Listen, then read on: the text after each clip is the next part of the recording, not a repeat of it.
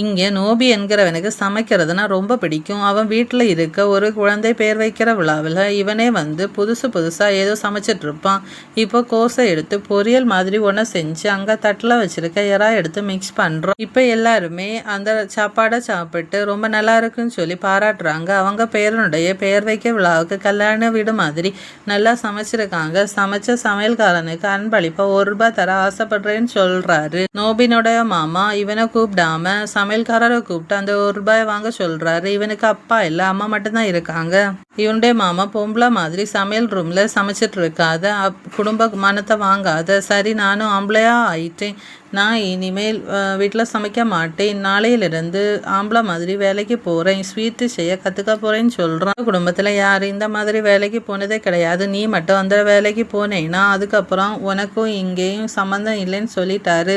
ரொம்ப சந்தோஷம், நாளையிலிருந்து நமக்கும் கம்மியான வேலைதாம்மா என்று சொல்லி அம்மாவை கூப்பிட்டுட்டு போயிட்டான். அந்த பையனுக்காக அம்மா ஒரு பெரிய ஸ்வீட்டு கடையில் வேலை கேட்டிருப்பாங்க.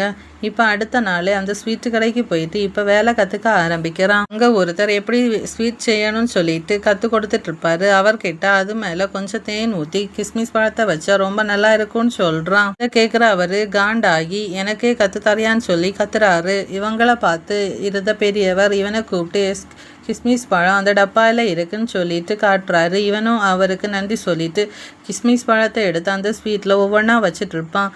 பார்த்தா கரெக்டாக ஸ்வீட்டு கடைக்குள்ளே ஒரு பொண்ணு வந்து ஓடி ஒழிஞ்சிருக்கிறா. யாரு நீ என்று கேட்குறா. நான் கண்ணாம்பூச்சி விளையாடிட்டு இருக்கோம், அந்த பையன் வரான், அவன் தான் என்ன தேடிட்டு இருக்கான், காட்டி கொடுத்துடாதுன்னு சொல்கிறான். நேரம் உள்ளே ஒளிஞ்சிட்டு இருக்கான் அந்த பொண்ணு. இங்கேயே ஸ்வீட்டை பார்த்துட்டு என்ன வித்தியாசமாக இருக்குது, சாப்பிட தருவியா என்று கேட்குறான். சரின்னு சொல்லி ஒன்று எடுத்து கொடுக்குறான். இது ஒன்றும் சாப்பிடலை, நல்லா இல்லை சொன்னதால் அங்கே இருக்க ஒவ்வொரு ஸ்வீட்லேயும் ஒவ்வொன்றும் எடுத்து கொடுத்துட்ருக்கான். அந்த அளவுக்கு எல்லாம் ஒன்றும் டேஸ்ட்டாக இல்லைன்னு சொல்கிறா. இதெல்லாம் நான் ஒன்றும் செய்யலை, இங்கே இருக்கிறவங்க தான் செஞ்சாங்க சொல்கிறான். அந்த என் வெளியில் இருக்கானான்னு பாருன்னு சொல்லி அந்த பொண்ணு அந்த பையனை டைவர்ட் பண்ணி அவள் அங்கேருந்து ஓடி போயிடுறா.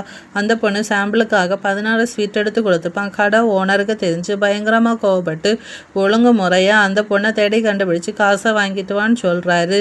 அந்த பொண்ணை பார்த்த பசங்களை கூட விளையாடிட்டு இருப்பா. ஒரு வழியாக அந்த பொண்ணை தேடி கண்டுபிடிச்சிருவான்.